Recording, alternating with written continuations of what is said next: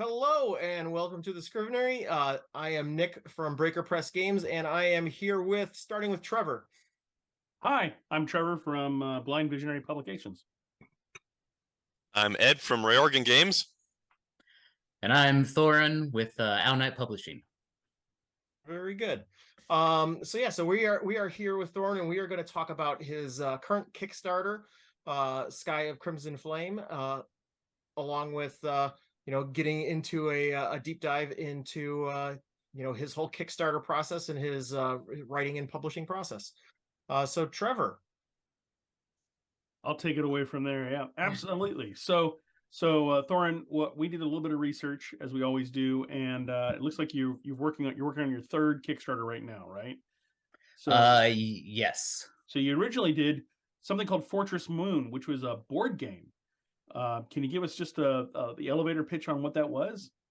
Yeah, so it was a 1950s style sort of retro sci-fi board game. It was going to have 300 miniatures. They're all going to be little boxy spaceships and robots, and your task was trying to take over these mine bases on the moon against other players, and it didn't pan out well, which is probably a good thing, because I'm pretty sure at that point in time, fulfillment for me for a board game of that size would have been just ridiculous. So it was a learning process for sure. At the same time you were doing that, my very first Kickstarter was for a miniature game called Broken Contract, and my first iteration and I think my second iteration both failed.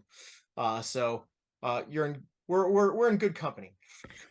You have to learn to fail before you can succeed at anything, I feel like. So I think that's a really good point, because the truth is I have always firmly believed through my own failures that I learn far more failing than I do succeeding. Yeah. So, whether that comes to writing, whether it comes to publishing, whether it comes to designing a new way to put a product together or something and trying something different, it's through those failures that you're like, oh, well, that didn't work. How can I do this better? Or maybe I should just never do this again. Right. So, so you moved on from Fortress Moon. Do you have any considerations to go back to it? Or is this just a done closet in the, you've closed the door and you've moved on? I would like to, the conversation comes up. Me and my father were designing that game, and so it comes up every once in a while. I would like to redo a lot of the artwork and the mechanics and stuff. I think I've learned more over time, so it might not be the same iteration it was going to be, but and maybe even make it smaller. We don't need 300 miniatures to have fun. Who says? Yeah, I mean, sometimes you do, but sometimes. So since then, you kickstarted Sky of Crimson Flame the first time. Yeah, you had a really good following, 420 backers, about $4,800 in total revenue raised and everything, with 4 different reward tiers. And gosh, what year was that? I mean, because I remember seeing it. Did I see it? 2016, maybe? Yeah, I remember seeing it at Gen Con kind of in 2018, 2019 on the Goodman Games rack. I think when I did my kick track search, it was 2017. But yeah, in that ballpark. And I'm not sure when I picked it up. I do have a copy of it. And then you are currently kickstarting Sky of Crimson Flame again. This is kind of you've updated it and made some changes to it, or? Yeah, so the first printing featured some extra content that was a stretch goal called Blights of the Eastern Forest. Okay. And that was, 5 adventure locations that after the funnel, you can go in the forest, and, as first level characters, you can clear out the forest of the Blights. So I have now separated those two, cleaned up Sky of Crimson Flame, some of the stats and monsters. There might be a few changes to the rooms, and added, a couple of little extra things here or there.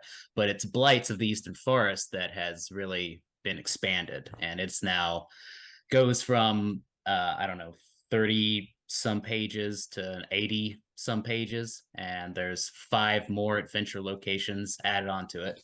In fact, I can show you right here the map that Stefan Pogue has drawn. This is all new stuff over here that wasn't in the first printing. Oh, wow. And Very cool. so a lot of content. Awesome. Yeah. So you're really getting quite a bit of. I mean, that's 100. You know, I mean, Sky of Crimson Flame was about 32 pages, wasn't it? Yeah, something like that. Yep. And so you've got 80 pages of Blights of the Eastern Forest. You've almost got a mini campaign world kind of going there. Oh yeah. Do you have so while you're working on the Sky of Crimson Flame and then expanding it with the Blights of the Eastern Forest, what's been your experience? Have you been playtesting the Blights of the Eastern Forest for a while? Have we known this is coming?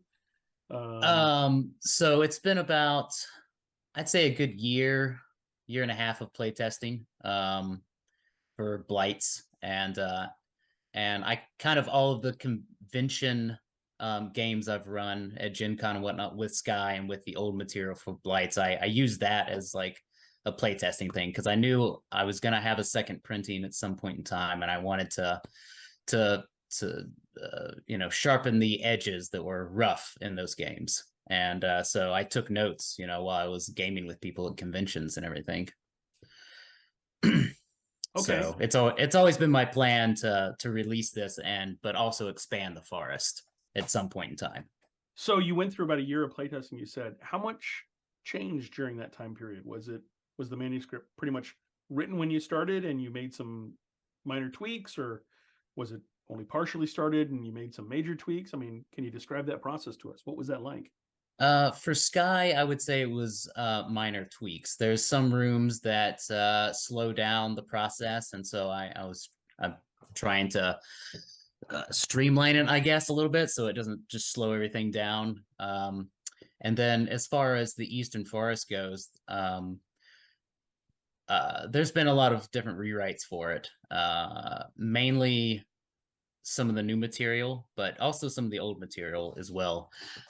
One particular section is I'll bring up the map again, is Featherhead Swamp here, which is actually sort of a very sandbox location in the game, and there's a lot of different outcomes and ways you can achieve clearing the blights of that particular area of the forest. Okay. So that took a little more playtesting, because it's got that sandbox mentality on top of the whole hex crawl forest thing. That's so awesome. Yeah. So you wrote this, you play tested it. Obviously you got some Stefan Pogard in there to do the map. Have to. He's an excellent illustrator, right? I believe you hired an editor to help you too, right? So I did. And what was that experience like? Good. I had 2 different editors, one for Sky and one for Blights. Okay. And they were both very helpful in not only helping me, with the typical misspellings or weird structures, but they knew DCC as well as most of us do, and they would suggest things like, hey, I think this mechanic should be tweaked in this way or whatever to make it better, or this creature should have this amount of HD, I think, or this sort of reflex save because of this. And so stuff like that was very helpful. Mm-hmm. Okay, excellent. Yeah, it's nice to be able to find that outside help. And there are definitely several freelance editors that you can find pretty easily on places like DCC Rocks, the Facebook group, and everything, Mm-hmm. who are very knowledgeable with DCC. And frankly, you can do some just good old fashioned legwork and find them in your list of people who have worked on official DCC and MCC products too, right? Because a lot of these people kind of overlap in that. So speaking of actual Goodman Games publications and everything, you've done a little bit of work for Goodman. You've worked on 2 different tournaments. You worked on the Greatest Thieves of Lankmar, which would have been 2019, and then you worked on Return of the Starless Sea, which was supposed to be live 2020, ended up being kind of virtual, and then I think was run a second time at Origins in 2021. But so what was your And Gen experience Con like? last Yeah, year. oh, was it at Gen Con last year? Yeah. Yeah. So what was your experience working with Goodman Games directly and getting a scripted order of a room? How does that work?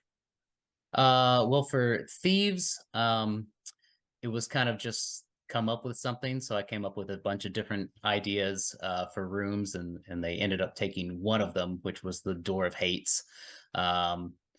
And it's more I wouldn't say a room so much as just a trap door in a room. But so that was just me messing around and throwing something at the wall and seeing if it stuck.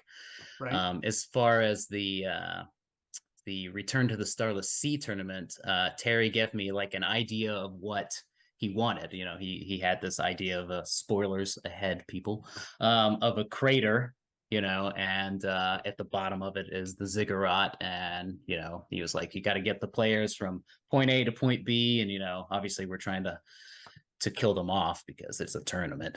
So, you know, that creating that crater and all the obstacles and stuff was a bit of a trial at first, like kind of wrap my head around how it should be mapped out and everything.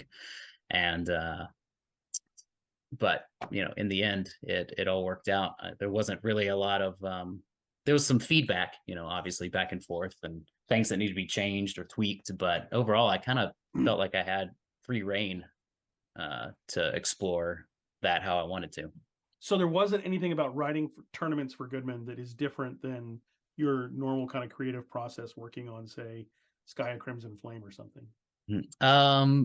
No, not really. Not for me anyways. I mean, I just sit down and I hammer away at the keys and I try to make something cool. You know, I'm writing for myself while also thinking about other people want to play this, so this needs to make sense. You know, I can't just throw out something crazy and just, you know, kill everybody or, you know, something. Just no fun in that otherwise, right? Right. So I'm sorry, go ahead. Oh, no, go ahead.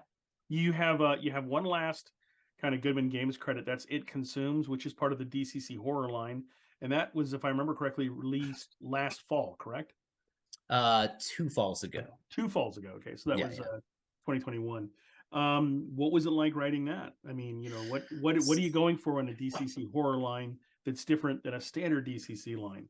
Because I was well, obviously it needs to be horrific. Try and scare people. And also I think it could be a little more deadlier because you know, people will be playing those as one shots, and although some people will put in their regular campaign characters, so I think they can be a little more deadly than your average DCC adventure. That was something I was thinking about for a couple years actually, and it's a love letter to The Stuff. If no one's seen that movie before, you should go check it out on Amazon or something. 80s horror that's pretty funny, about a bunch of white killer yogurt, basically. So sentient goo.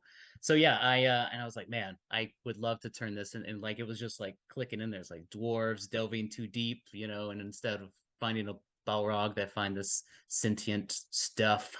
So yeah, so that was fun. And that actually the map that's in that one is so much better than my original map that I had drawn. Originally, it was going to be more caves and more mining and less of the temple part of it. But now it becomes a little more temple and less of the mines. And that was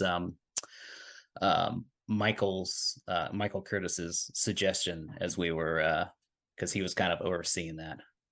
And so I redrew the whole map like halfway through writing that and had to like add in new stuff.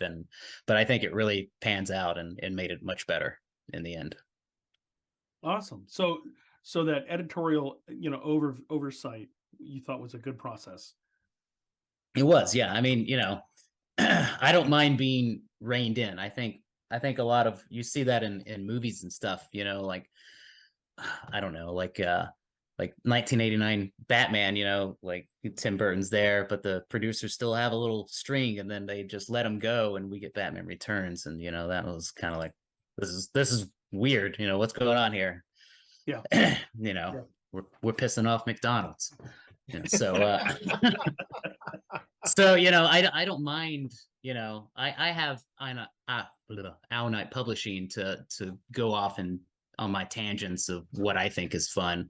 And so I don't mind being reined in a little bit when need be. Yeah. So you've got a kind of diverse set of writings here, right? What would you say your major influences are on your writing style, on what the type of stuff you like to write? How do you who do you go to when you're looking for inspiration? I would say the main go-to is going to have to be like Michael Moorcock, and sword and sorcery in general. That's what I gravitate to. That's what's filling up most of my bookshelves. And so, it's just, I can pick up one of his books and just blow through it in like a week. And there's something about that. So whenever I need inspiration, that's where I draw from for the most part. I can't remember if it was one of your old Kickstarters or an old interview that you did on the Goodman page, but I'm disappointed you didn't automatically reference Reanimator and Evil Dead, because those came up in the Oh, well, yeah, if we're talking about movies, for sure. I mean, you can see that in Sky of Crimson Flame right away. A little bit of Hellraiser as well in there with the whole flayed bodies. But that's right. So you've got an interesting reward category in this Kickstarter right now. You have a mask, is that correct? I have a mask. It is this mask right here.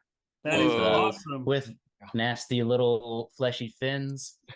So it looks just like the mask that the witch is wearing in the cover of Sky of Crimson Flame, the current cover, drawn by Peter Mullen.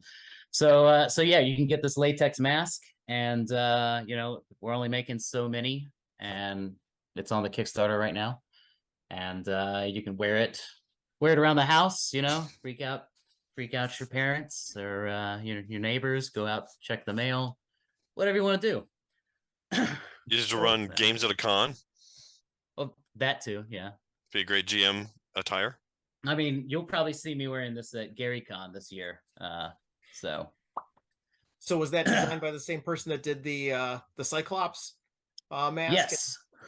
That same person happens to be my girlfriend. So that's kind of the benefit there. Yeah, Jordan Bosey. She that's what she does for a living. She's got she makes masks, she makes resin horns.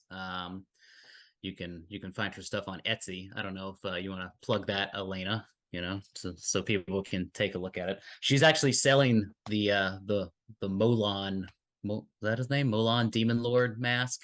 You can get that one that everybody loves. Yeah, I reached out to her just after I saw it, and I think Dieter Zimmerman told me she had made it, and man, I'd love to have the money to buy one of those. That just looks great.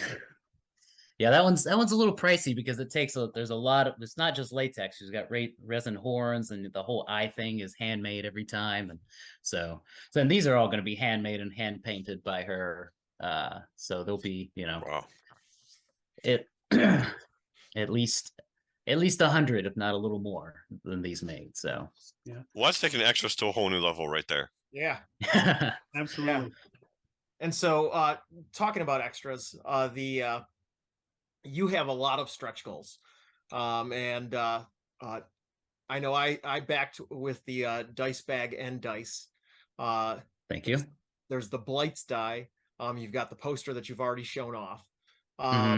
So tell us about some of why you went for so many stretch goals, what your process is, and I guess some of the cool things that are going to happen, and maybe some things, if there was anything that made the cut that got cut.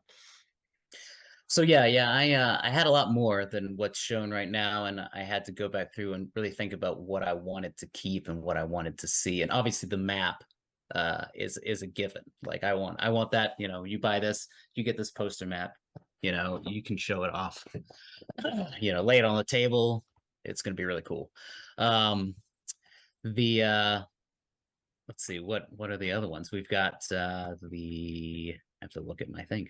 The illustration. So there's a bestiary at the back of the Eastern Forest, and this has been slightly expanded since the first printing. But I didn't have pictures for all the beast last time, so I think it would be really cool to. I mean, it's always cool to see monster illustrations, so that's also a given to me. The Blights die. So since this is a hex crawl, there's random encounters. You go X amount of hexes. You got to roll a die to see if something from the bestiary is going to pop out at you.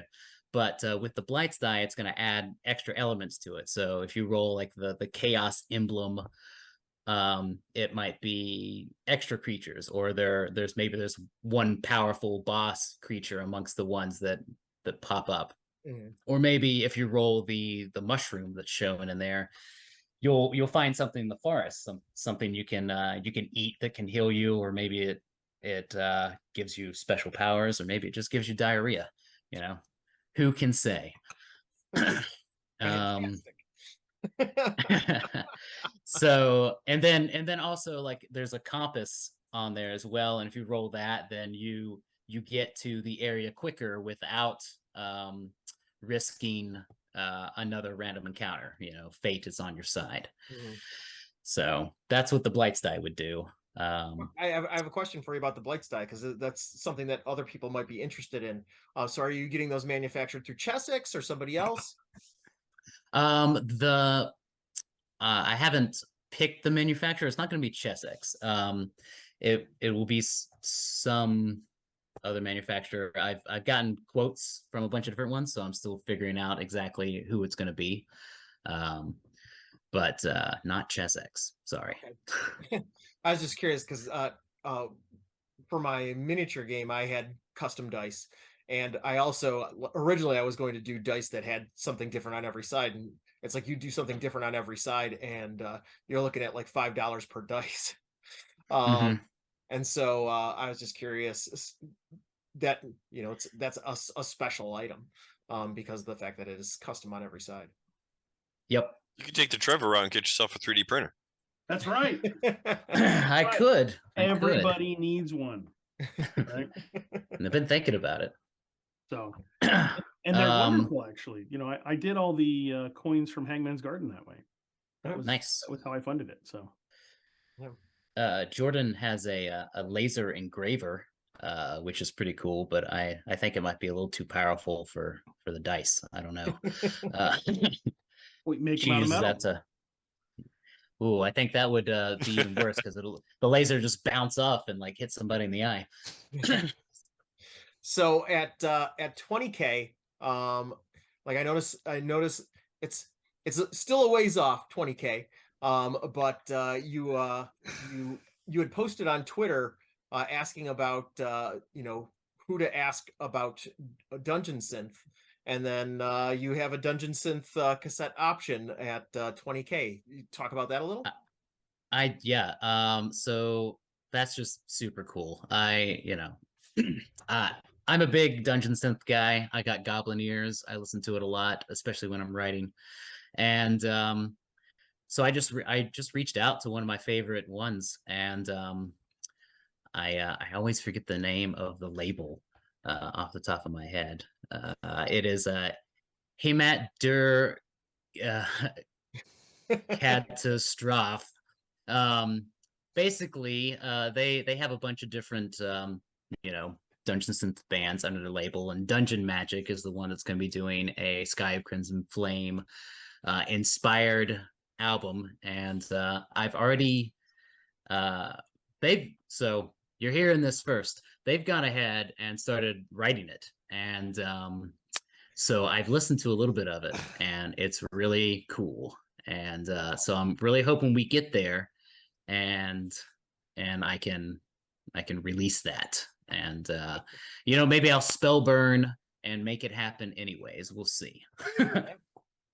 Yeah, no, I before I got into into releasing game products, I actually ran a punk record label for 20 years.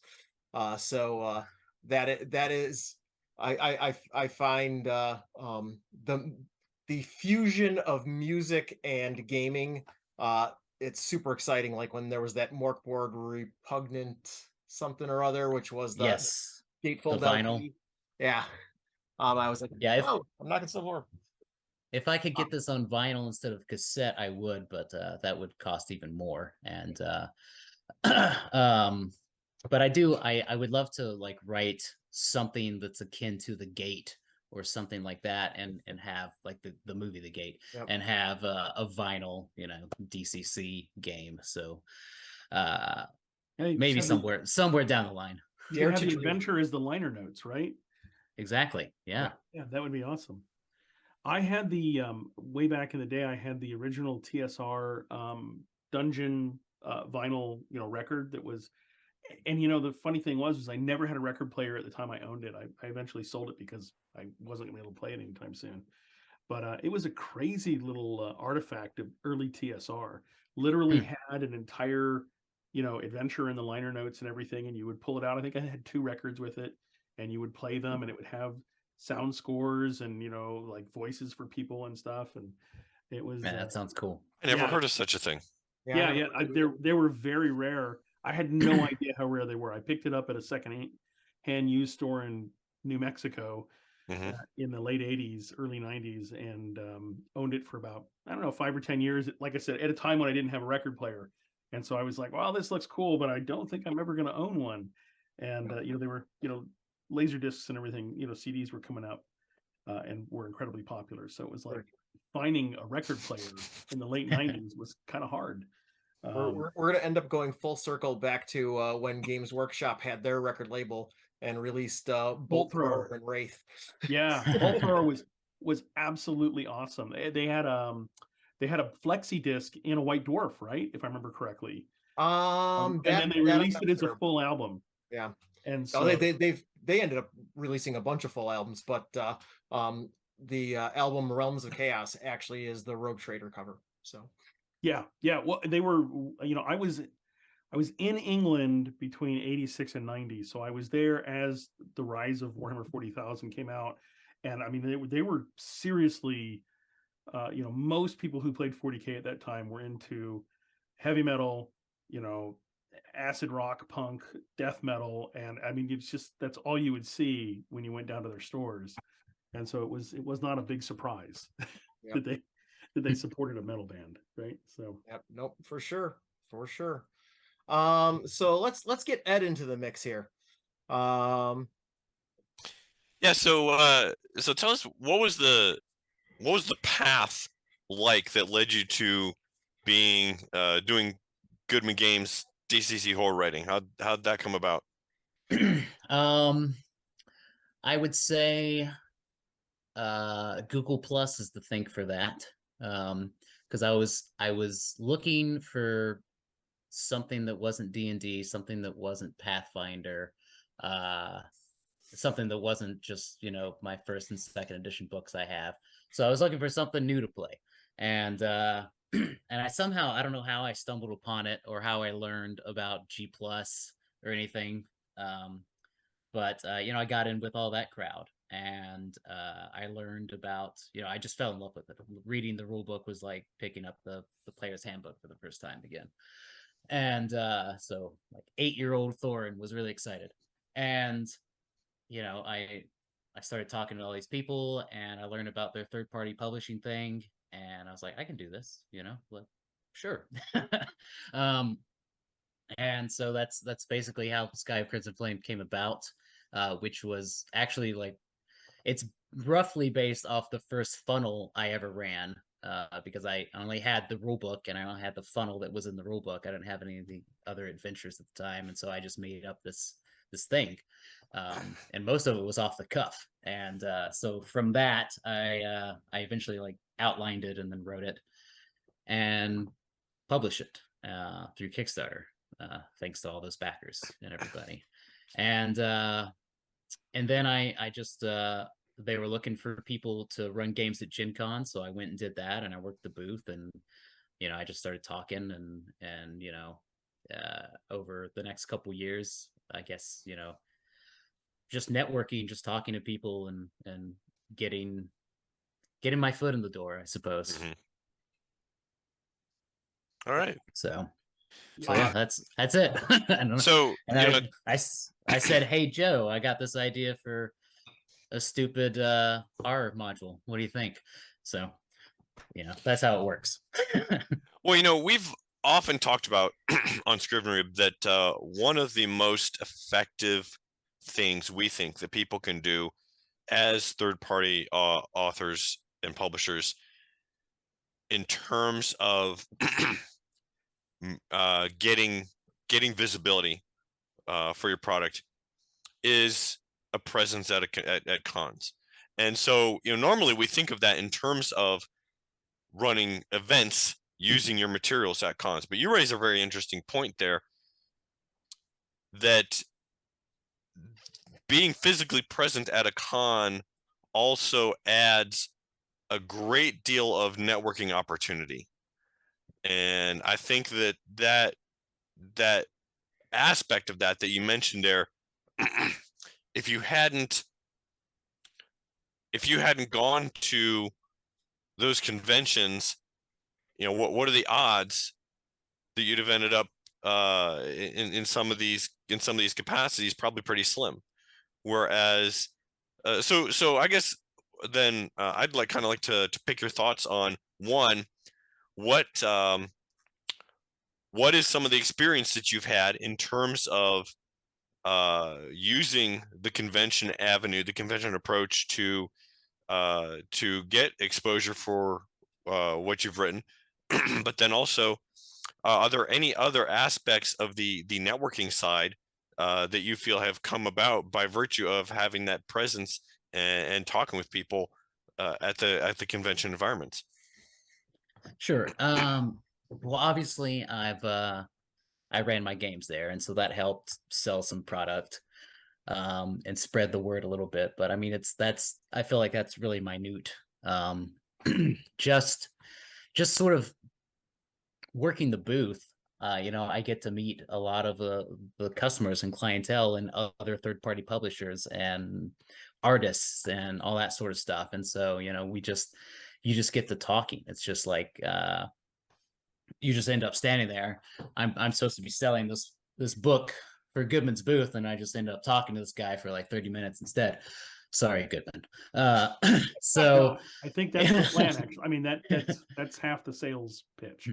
And you meet a bunch of people, and I think I don't think this happens in every community. Like if I were writing something for another game company, I don't feel like it would be quite as sound of an idea, or as of a business idea from a business sense to get people and network and sort of stuff like that. But I think the Dungeon Crawl Classics, Goodman Games people, they're a different breed, and they Agreed. it's an old school mentality, I guess. I don't know. Yeah.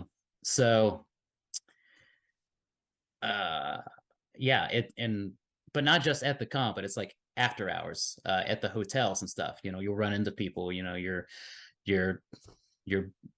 all boozing up and get real chatty and talk about games and all sorts of stuff, and just ideas start rolling. When I come back from any convention, I'm on cloud 9, floating through, just with all these ideas I'm trying to put down to paper. So I think it's you're feeding off each other's energy at those places for sure.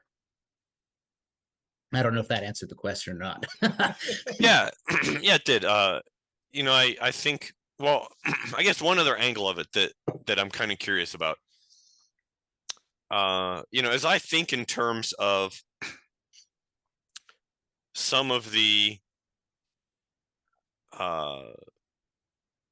more memorable events that I've run, experiences I've had with running events, and the engagement that I'm just looking. I just wonder if you had any particularly stories that stood out in terms of with this one particular event.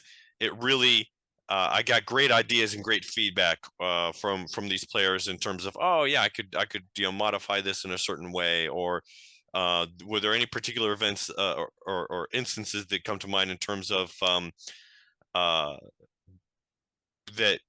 as you were engaging with those players that it kind of directed you towards the next project?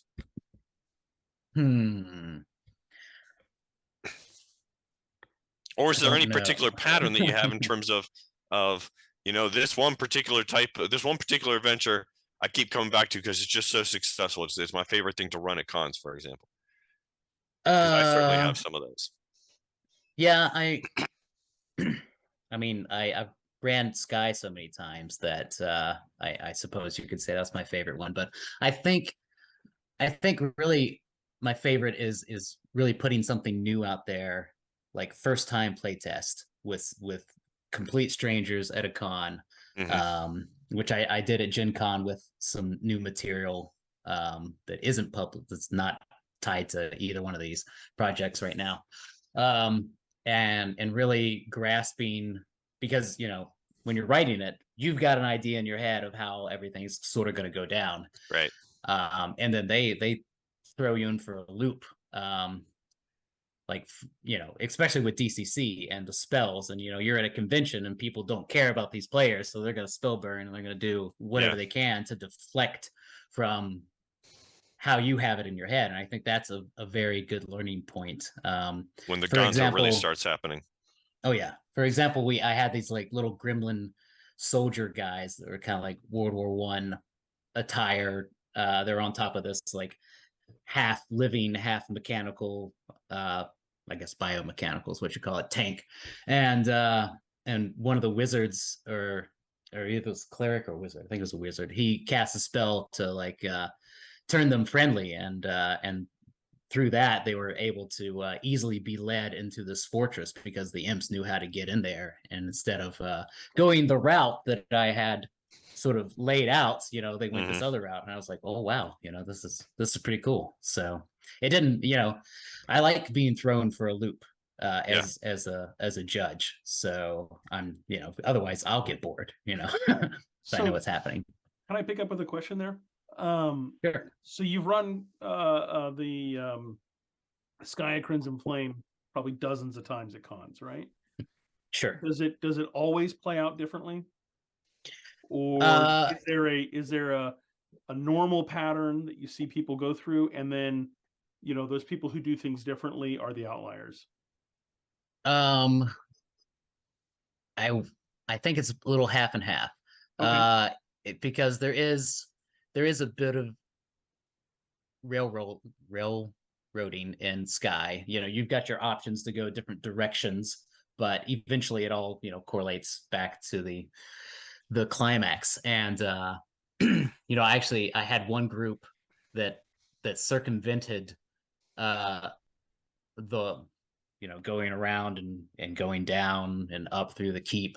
They actually were able to climb the walls, even though all this stuff was happening that prevents you from climbing the walls. And I was like, wow, they're just going straight for it. And a lot of people died, but they managed. It was numbers game at that point. And then so that was something special that I remember.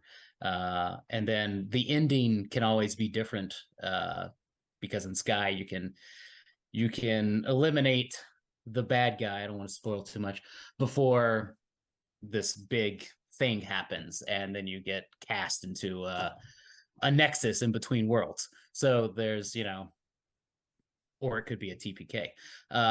Sure. So yeah, like I said, 50-50, I would say, that it's the reason changes all the time. Yeah, the reason I ask the question is when I do my playtesting, I'm always looking for a product that I'm working, if I'm working on something that I'm definitely going to do something with, I want to make sure that it has many avenues of success, that it isn't just we walk down the hallway and they always open door number 1 first, and they always open door number 2 second, and door number 3 third, and so on and so forth. I'm looking for there being enough context for people to pick up on different nuances and go in different directions and still get to whatever, if there is a specific end goal, still make it there. Mhm. And I don't know if that's how other people play test it, but that's that's what I look for. Is, to me, a successful thing, whatever it is that I'm building, needs to have lots of ways, lots of creative, possibilities, I guess, is what I'm really looking for. Yeah. I don't know if I succeed in this, but I try to write with a lot of replayability, so that you're getting more bang out of your buck for buying one of my products or something, and it's not just, well, I ran that one, we can't do this one again, it's over. So hopefully that people see that, and I'm successful in that regard. But time will tell, I suppose. Because I don't know, I can only play test it so many times. Absolutely. So I have a question for you, because your story as to how Sky of Crimson Flame came to be is almost the exact same as mine. The Precipice of Corruption was the first adventure that I wrote and ran at my very first session of DCC. I was like, I'm gonna run DCC. I wrote a bunch of stuff, and I was like, I put it in front of my players, and it eventually became the thing that I released as my first adventure. So the question I have for you is, when you were working on Sky of Crimson Flame, at what point were you like, this is something that I need to release? uh I guess it was just, for me, a lot of the things start off with visuals. I'm very visual person, and I want to try and get that out first. And so just like the visuals of seeing, a sky of crimson flame, or a giant star, and this crazy witch dancing on top of the tower, and all those little things, as I was coming together with it, was like, man, this would be really cool to see some artwork, or I I feel like half the time I write this stuff just so I can pay someone to draw it, because I can't, and I'm very envious of people that can draw and write. But yeah, I think it was just the visuals just became too much for me. It's like, I got to see this get made. It's got to become something real, not just in my head and not just on this Google Doc. So Very good, very good. Yeah, it's always an interesting thing, because in my case, at my very first session, I had two of my players were like, wait, you wrote this? Like, there was this moment where they couldn't wrap their heads around the fact that this wasn't something that I had bought off of a shelf. And then I was like, okay, I've got something here. yeah. And so I think that for a lot of people that are considering third-party publishing, I think that it's one of those things that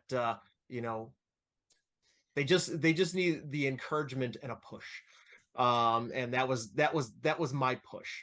But it's funny, after that happened, the first thing I started doing was started commissioning art. Because I was like, all right, I got to see what this looks like. Yep. But yeah. So, let's real quick talk about what you've got coming up, because you did say that you've had some other ideas kicking around. Is there anything new that you're working on? I wouldn't call it new. I'd call it a continual headache.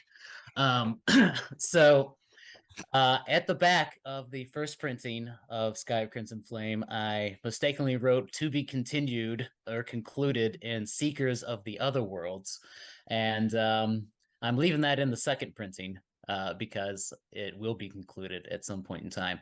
And I've even got artwork on my wall by Pogue of the cover of this already, so I got to make it. But Seekers is ties in Sky of Crimson Flame, the fleshy dagger of bone that you get in that, to a bigger cosmic balance sort of campaign, and you're trying to bring balance back to it. Otherwise, chaos will reign for an epoch due to this dagger.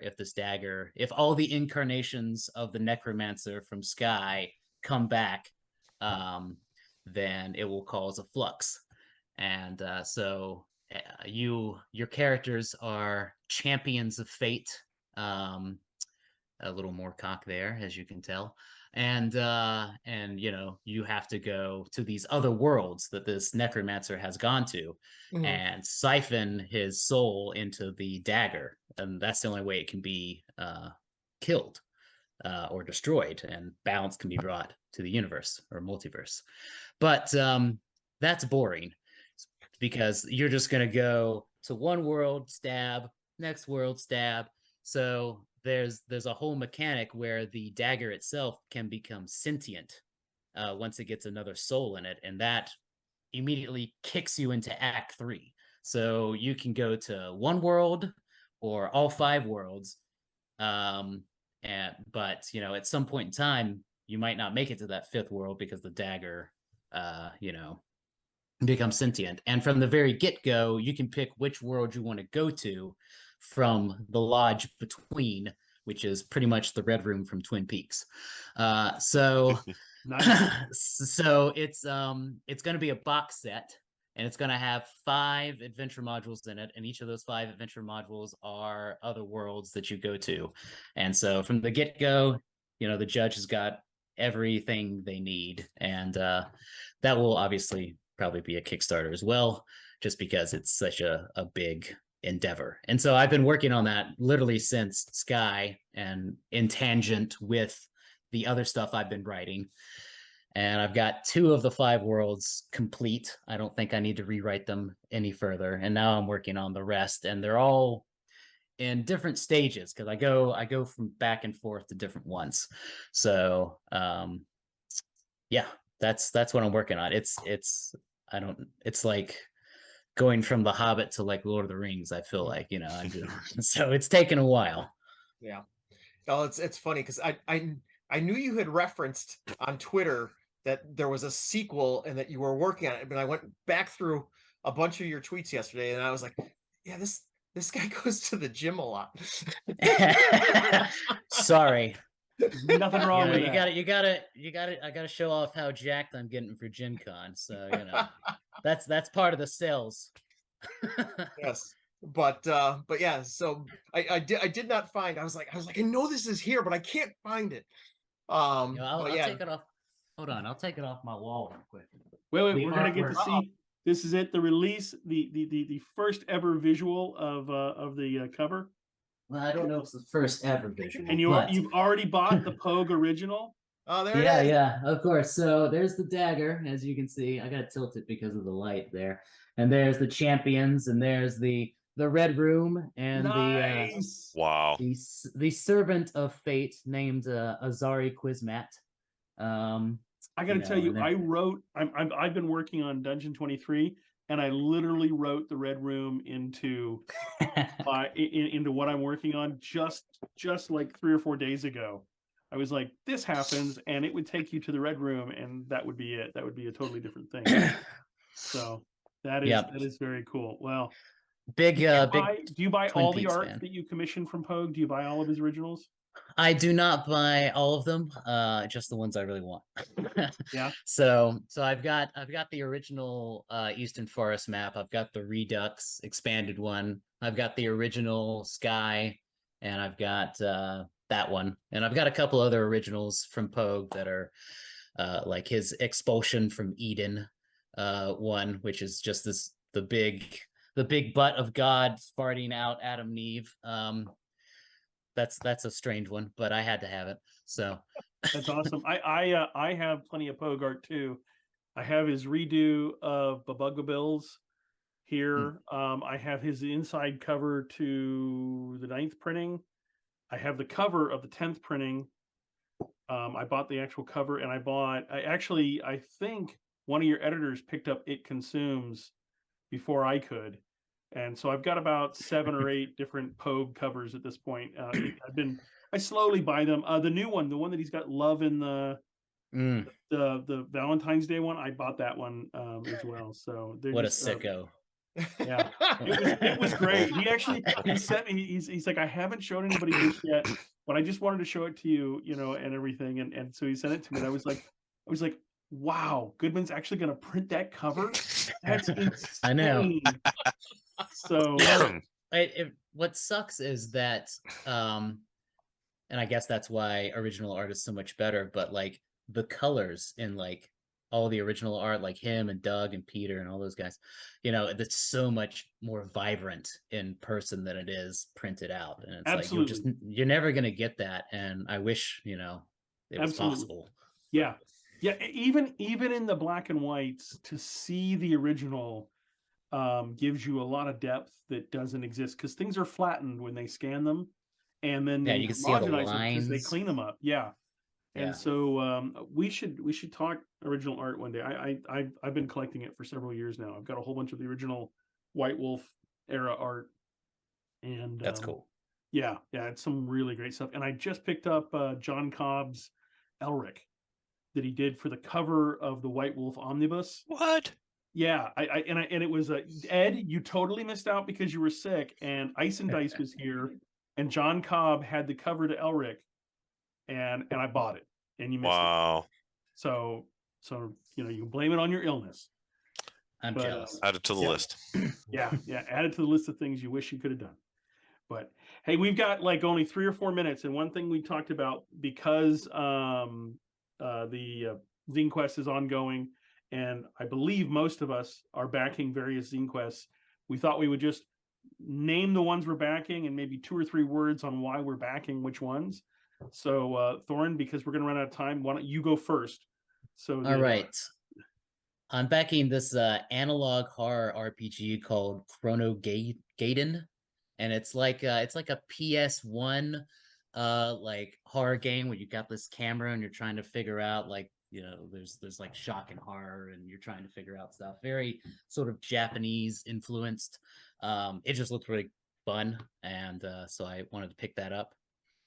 And the Oculus issue 3, I'm picking that up along with the other issues that I didn't have previously. So and I'm getting that because it looks cool, and it's got Pogue artwork, obviously. So yeah, those are 2 at least. Yep. Awesome. Ed, are you backing anything right now, or? Well, so just actually got my copy of Tales of a Smoking Worm. Number 5. That's Indeed. right. And this isn't really falling to zine, but I just backed this fun looking family game called Living Room Heroes that looked kind of goofy and kind of silly, and sometimes that's it's kind of what I'm up for. That's awesome. Nick, how about you?